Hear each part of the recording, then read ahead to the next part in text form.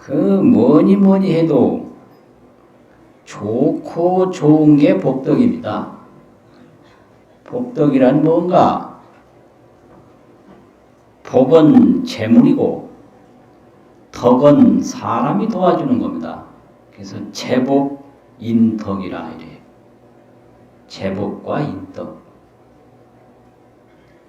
이 재물이 없으면 안 돼요. 이 재산이 있고 돈이 있고 물질이 있어야 돼요. 그리고 이 복 중에는 재복 중에는 몸 건강한 것도 큰 복이거든요. 몸 건강하고 재물이 있어야 되지. 몸이 약하고 이게 너무 가진 게 없고 이러면 안 돼요. 그래서 재복이 있어야 된다. 또 인덕이 있어야 돼요. 부모 잘 만나야 되고요. 그렇잖아요. 부인 잘 만나야 되고 아들, 딸 잘 만나야 되고 친구 잘 만나야 돼. 이게 전부 인덕입니다. 이게 인덕. 또 뭐 공부를 해보면 선생님 잘 만나야 돼요. 또 선생님은 학생 잘 만나야 되고요. 이게 보통 인덕이 아닙니다. 우리 스님들도 출가해가지고 스승 잘 만나는 그 복이 보통 복이 아닙니다. 또 스승도 제자를 잘 만나야지 제자 못 만나면 전할 수가 없습니다. 전부 인덕이거든요. 그래서 이게 복덕입니다. 재복과 인덕. 또 건강하고 눈 밝은 것도 그게 복이고 이 나이 많아서 눈 밝고 귀 밝고 이게 총명인데 연세가 많아도 이 총명을 유지하면 눈 밝을 총, 눈 밝을 명, 귀 밝을 총명이죠. 이 눈 어둡고 귀 어두면 젊은 사람들이 아주 싫어하고 무시해요. 완전히 왕따 시켜가지고 같이 안 놀라고 해요. 이게 귀 밝고 눈 밝은 게 이게 굉장히 좋은 거예요. 근데 젊은 사람들이 노인이 너무 귀 밝으면 싫어하긴 해요. 왜 그러냐면 몰래 욕하는 거 다 들으니까. 귀가 좀 어두면 뭐 적당히 욕을 해도 못 들으니까 편한데 그거 좀 싫어하긴 하는데 본인은 이 귀 밝은 게 얼마나 복인지 몰라요. 눈 밝은 게 복이고 허리가 좀 덜 구부러지는 거 이것도 복이고 뭐니 해도 다리 안 아픈 거 그거 큰 복입니다. 나도 어릴 땐 젊을 땐 몰랐는데 젊을 때 노인들 보고 뭐라고 그러면 노인이 뭐라고 하시냐면 야야 너도 나이 먹어봐라 이러더라고요. 그때는 그게 무슨 소리인지 전혀 몰랐는데 지금 와서 보니까 진짜 이 나이 먹는다는 게 보통 일이 아닙니다. 모든 병이 다 들어와요. 나이 먹으면. 그래서 노병입니다. 노병. 노는 바로 병이에요.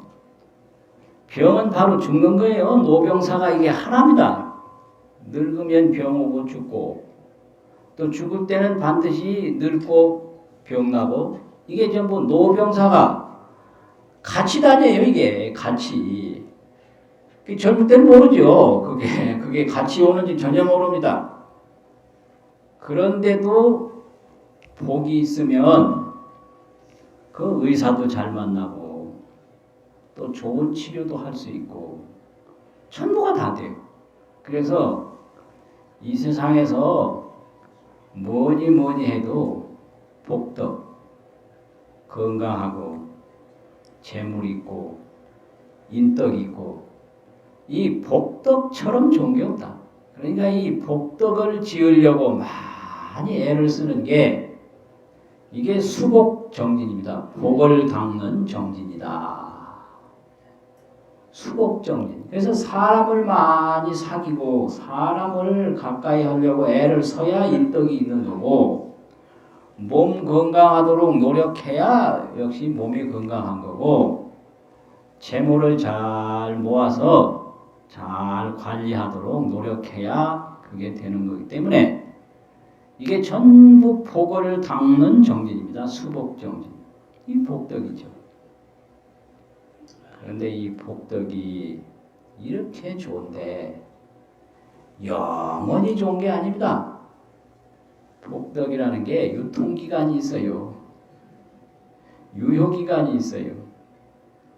어느 정도 지나가면 아무짝에도 못 쓰는 때가 있어요.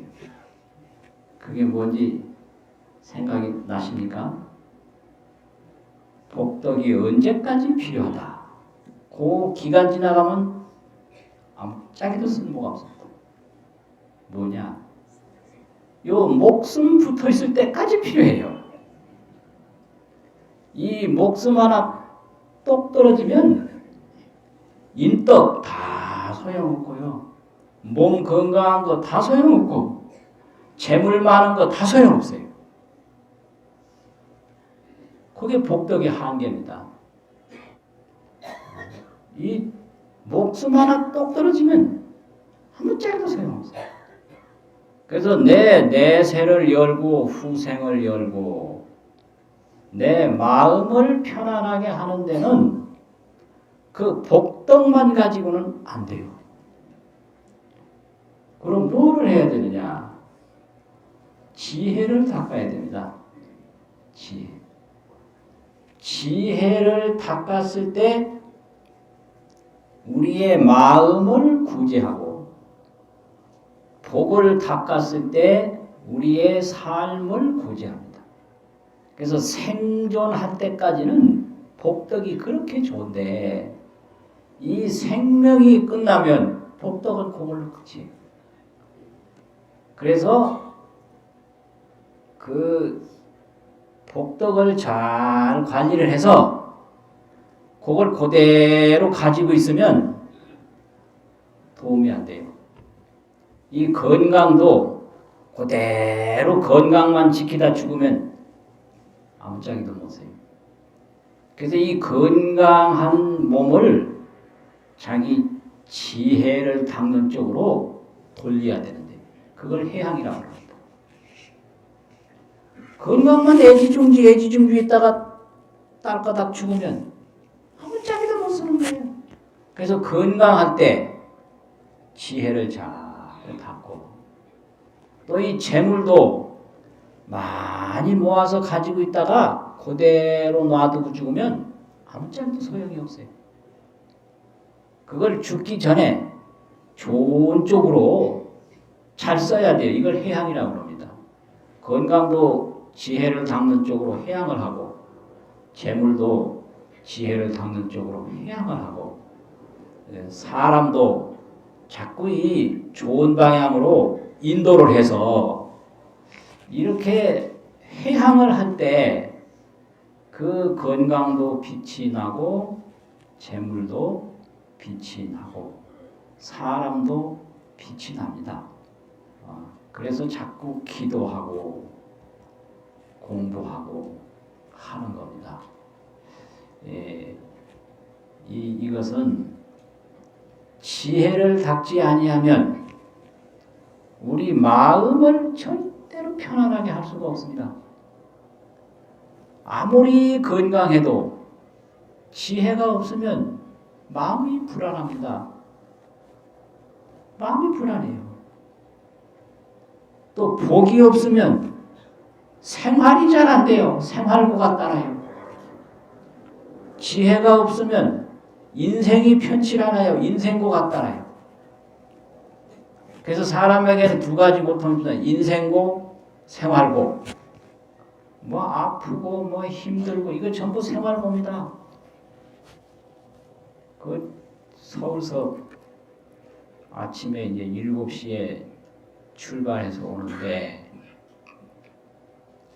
여기 뭐 3시간이면 본다고 그래서 뭐 충분히 올 줄 알았던데 완전히 빗나간 거예요. 그러니까 그 호법 인터체인지까지 오는데 굉장히 오래 걸려요. 1시간 이상을 막히더라. 1시간이면 오는데 2시간 걸리더라고. 1시간 이상 막힌 거예요. 그거다 복이 모자라서 그래요. 그 내가 복이 많으면 앞에 가는 차들이 인덕이 있으니까 다 비켜줄 거 아니에요. 어림도 없어요. 어림도 없어. 어림도 없습니다. 그러니까 이게 전부가 이 복덕이라는 게 이제 그렇게 좋은 겁니다. 그런데 그렇게 좋다고 합시다. 내가 지혜가 없으면 하는 일마다 잘 돼도 인생이 편치 않아요. 어디 불안해. 허망해. 이 불안하고 허망한 건 지혜를 안 닦아서 그래요. 외롭고 쓸쓸한 거. 이런 거예요. 그게 우리나라 요즘 1년에 자살하는 사람이 굉장히 많습니다. 이게 전부 인생고입니다. 이게. 자살을 왜 하느냐. 불안하고 우울해서 해요. 허망해서 해요. 허망하지 않으면 절대 자살을 안 합니다. 그 인생이 허망하다는 생각이 이게 바로 우울증이고 그런데 이거는 지혜를 닦지 못해서 그렇습니다. 절대 복만 가지고 인생고가 해결이 안 돼요. 그러니까 이 복만 딱 들켜지고 건강 들켜지고 재물 들켜지고 이제 도와주는 사람 항상 옆에 있고 그것만 가지고는 생활고는 다 해결되는데 인생고가 해결이 안 된다. 그래서 자꾸 기도 많이 하시고 참선하시고 공부하셔서 내 마음을 자꾸 닦으면 이것이 지혜 청정 복덕 구족입니다. 말이 어렵죠? 지혜가 청정해서 뭘 봐도 의심되는 게 없습니다. 이게 지혜 청정입니다. 지혜가 모자라면 자꾸 의심이 생깁니다. 의심이 생겨요. 과연 이게 옳게 하는 짓인가? 내가 잘 사는 건가? 못 사는 건가? 이게 지혜가 모자라서 그렇거든. 그래서 지혜는 눈동자와 같아요. 의심이라는 건 눈동자를 뭔가 가려주는 겁니다. 이게 가리면 안 보이죠. 눈동자는 항상 환해야 돼요. 이게 청정입니다. 이게.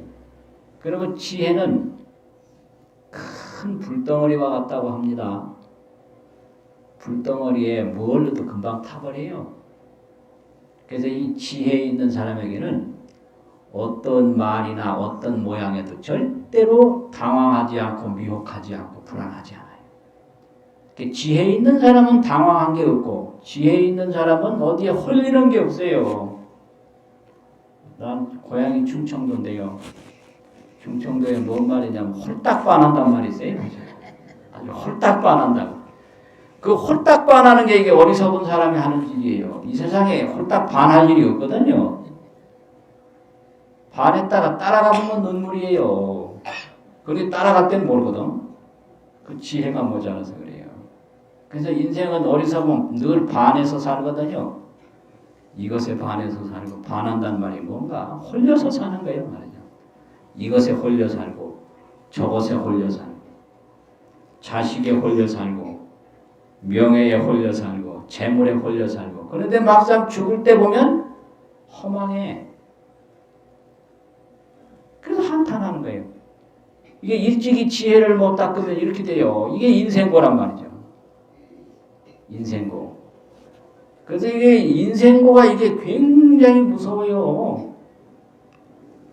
그 대학에 있다 보면 교수들을 종종 잘 만나는데 아이 젊을 때 뭐 학교 교수가 되면 별단 거예요. 그게 박사 학위를 받아도 교수 못 되는 사람이 많으니까 그것도 좋은 대학 교수 젊을 때 되면 출세한 겁니다. 그게 그 굉장한 것 같죠?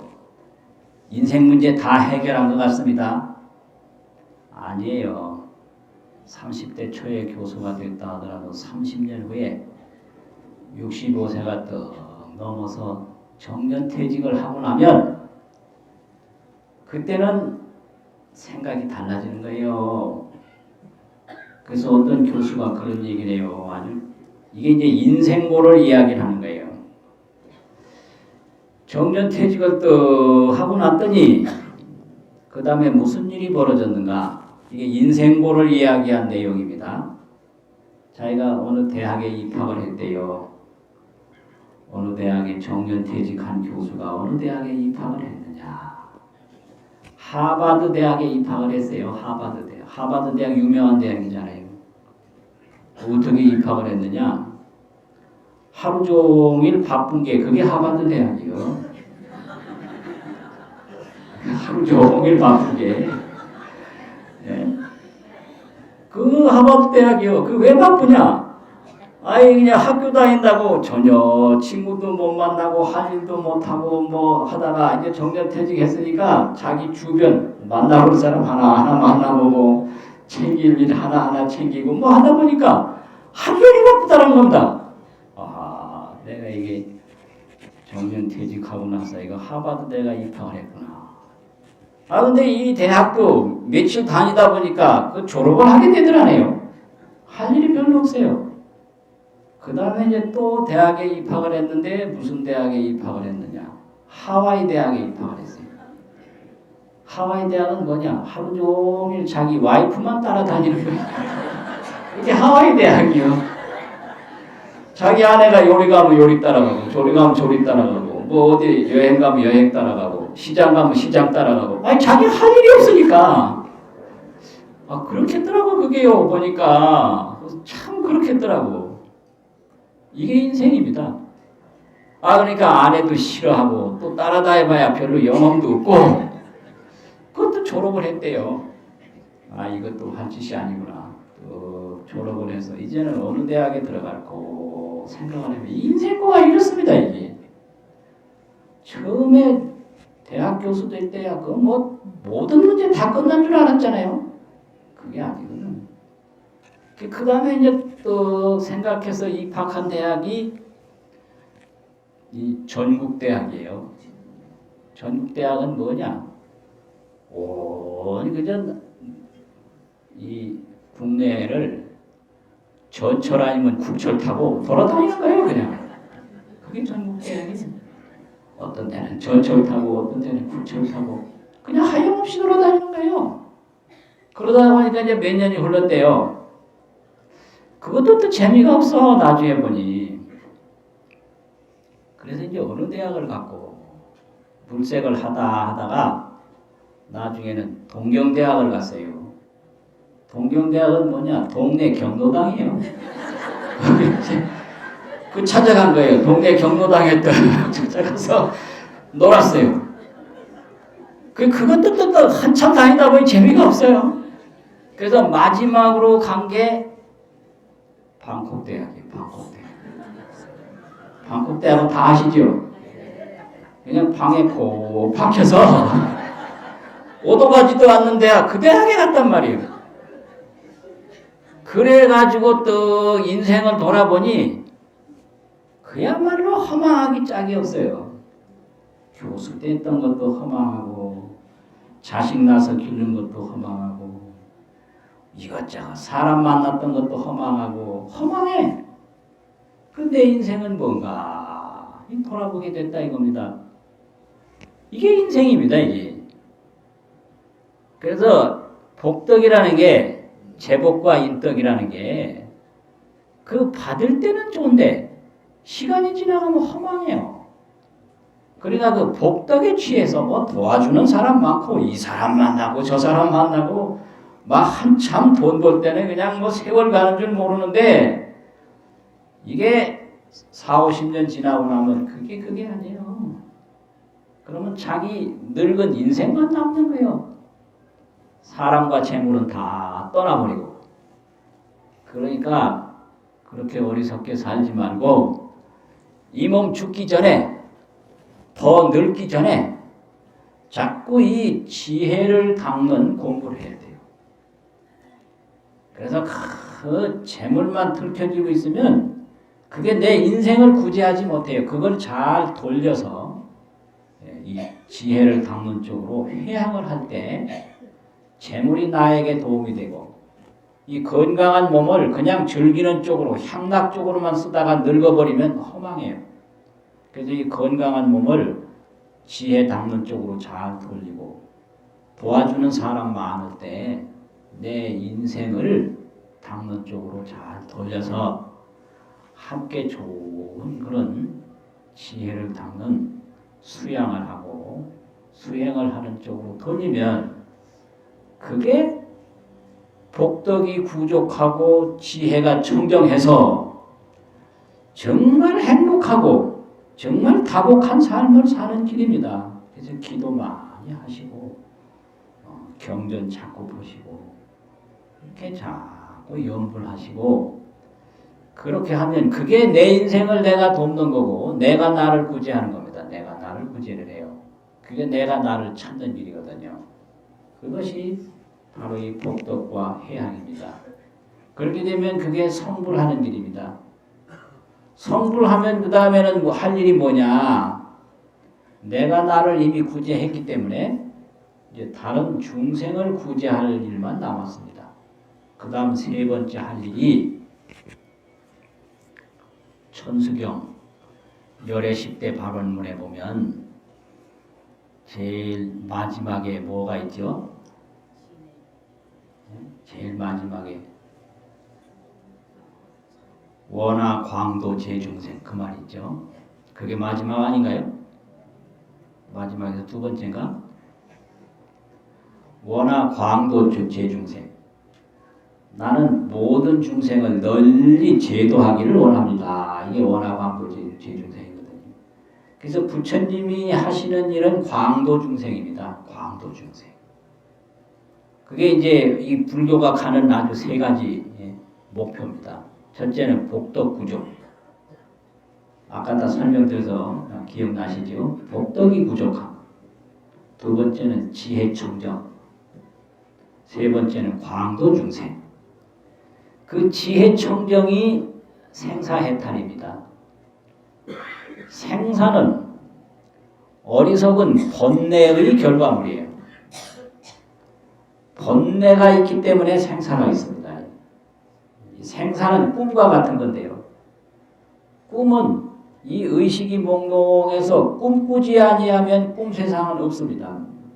몽식이 없으면 몽경은 없어요. 몽경이라는 건 꿈의 경계, 꿈의 환경이기 때문에 꿈에서 보고 듣고 느끼고 하는 그걸 몽경이라고 합니다.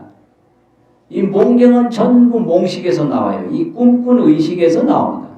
근데 지혜가 청정하면 몽식이 없으니까 몽경이 없는 거예요. 그게 생사해탈입니다. 그게 지혜 청정이에요. 그러니까 우리 불교가 가는 길은 복덕구조, 생사해탈. 마지막에 뭐라고 그랬죠? 광도중생.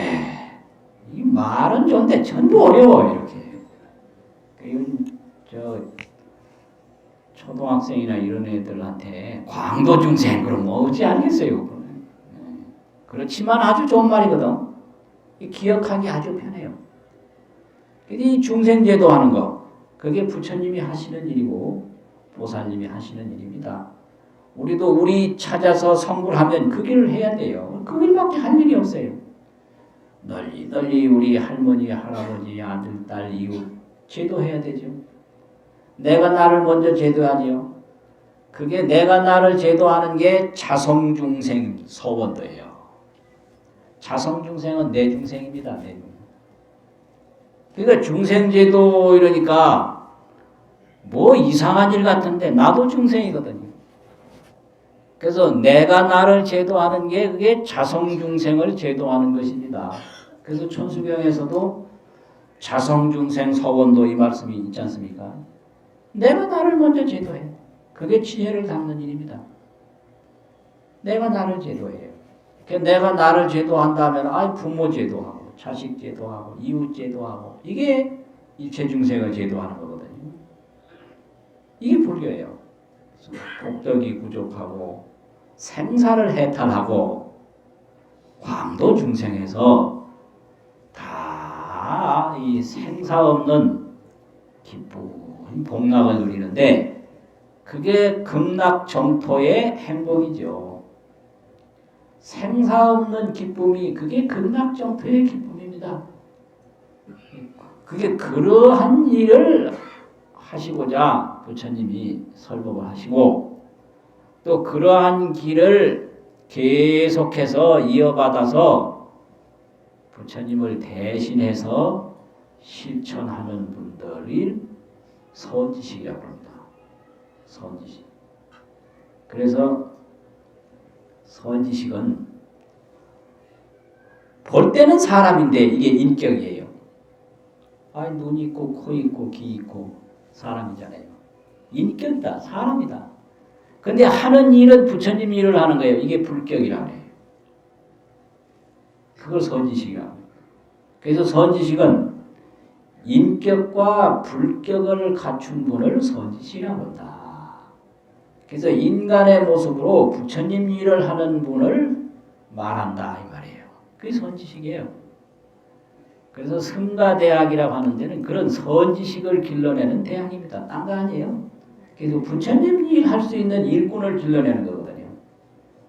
그래서 그런 일꾼이 있어야 돼요. 그 오대산만 하더라도 그래요.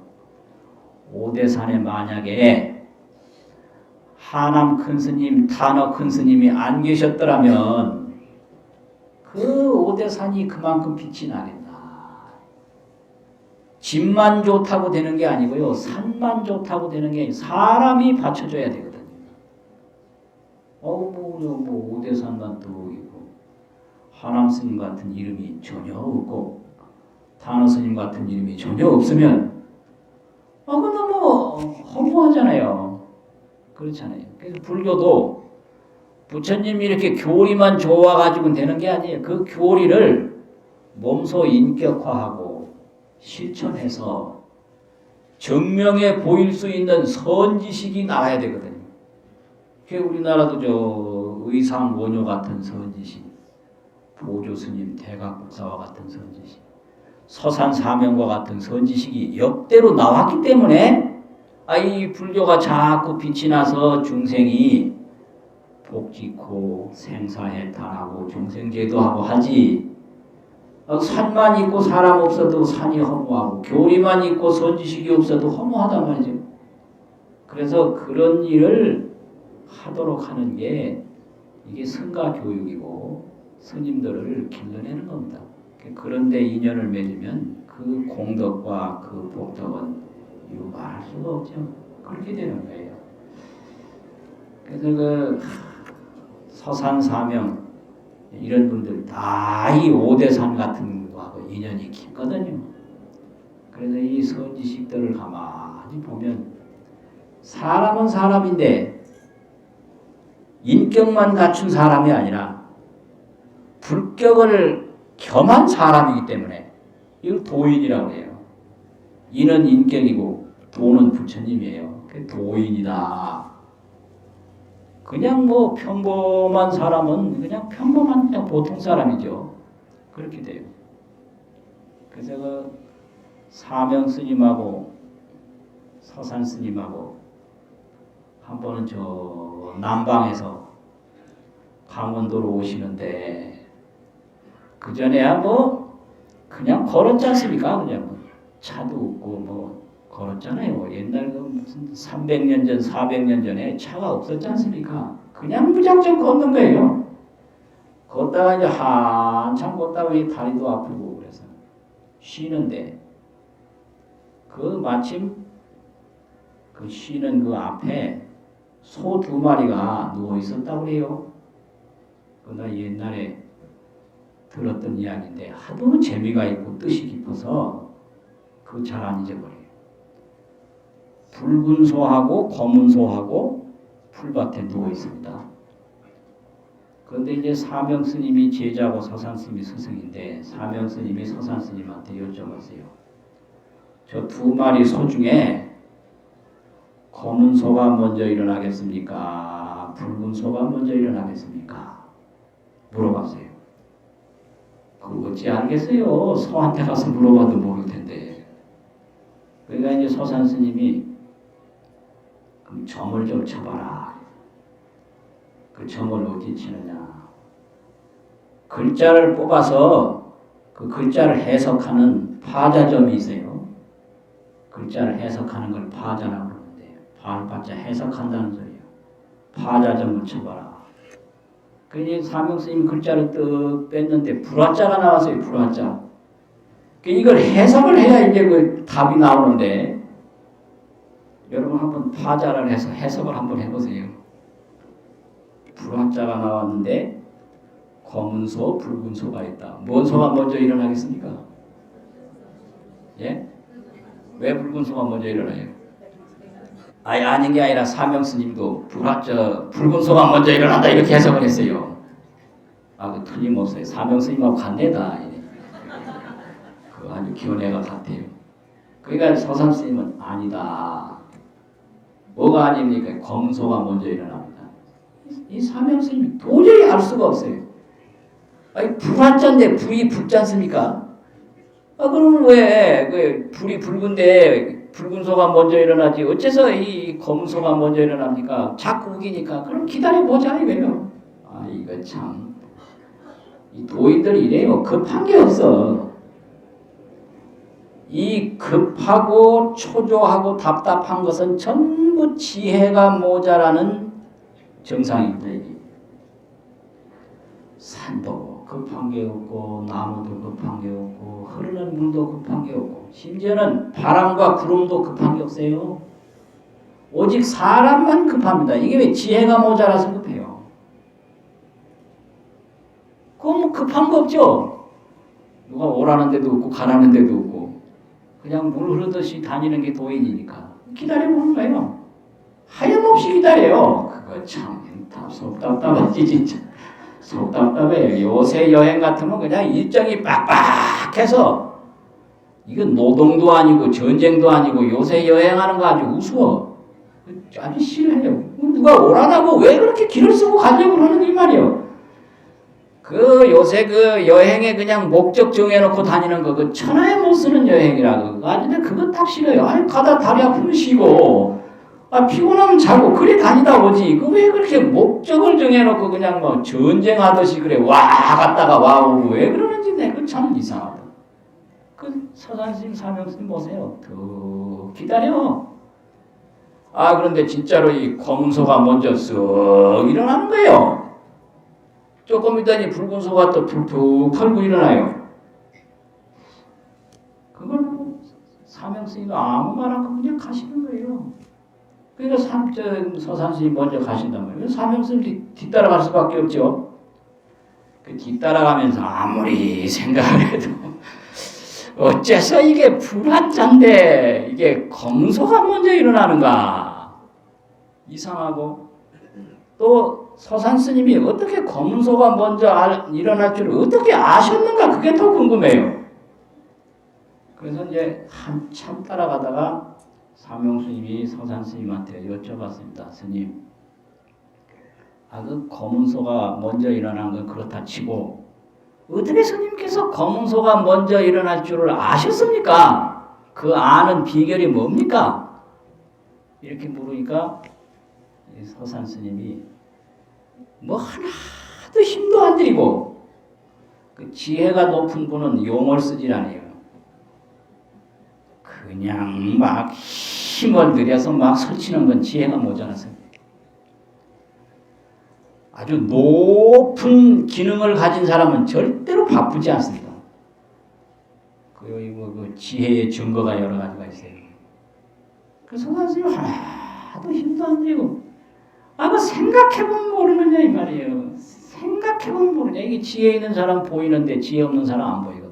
생각해보면 어찌합니까? 야야, 불이 일어날 때 그냥 빨간 불이 왈칵 일어나는 게 어딨냐. 처음에는 시커먼 검은 연기가 먼저 일어나고 그 다음에 붉은 불이 일어나는 거 아니냐 이 말이에요. 그걸 왜 모르느냐 이 말이에요.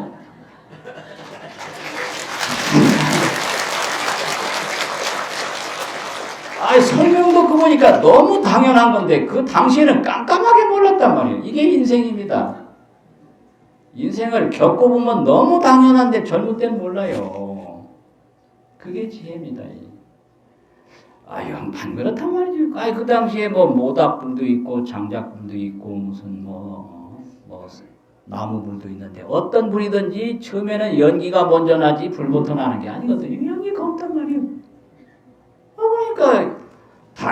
당연하지. 검은 게 먼저 일어나고 그 다음에 붉은 게 일어나는 거 당연한데 그 볼 때는 불은 붉다 요것만 한단 말이죠.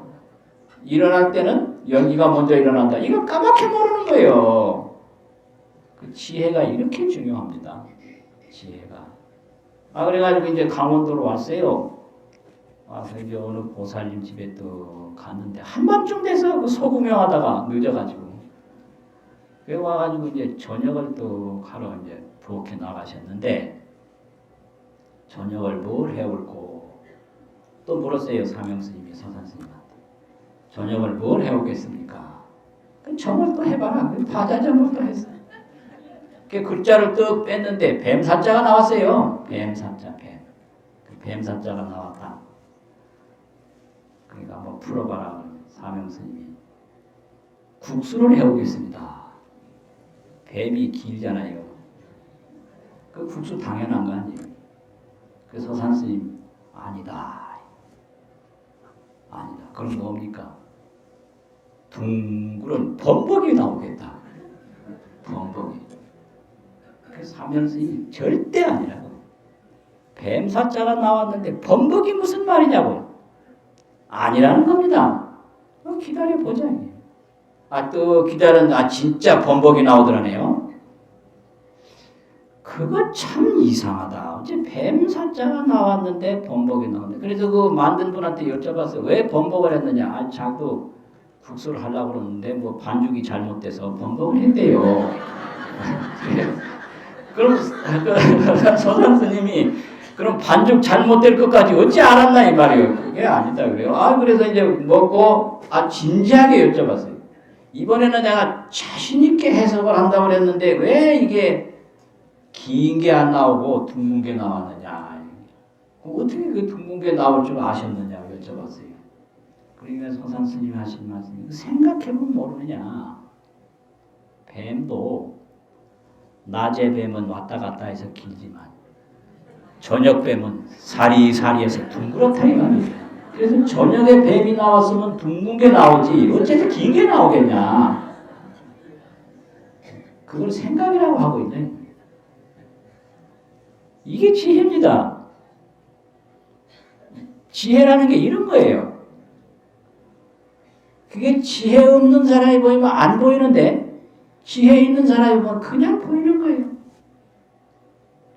그래서 지혜 있는 사람이 보면 이 생사가 꿈인데 지혜 없는 사람이 보면 생사가 꿈인 줄 몰라요. 그래서 온갖 스트레스 다 받고 온갖 근심 걱정 다 있고 그게 중생 고해입니다.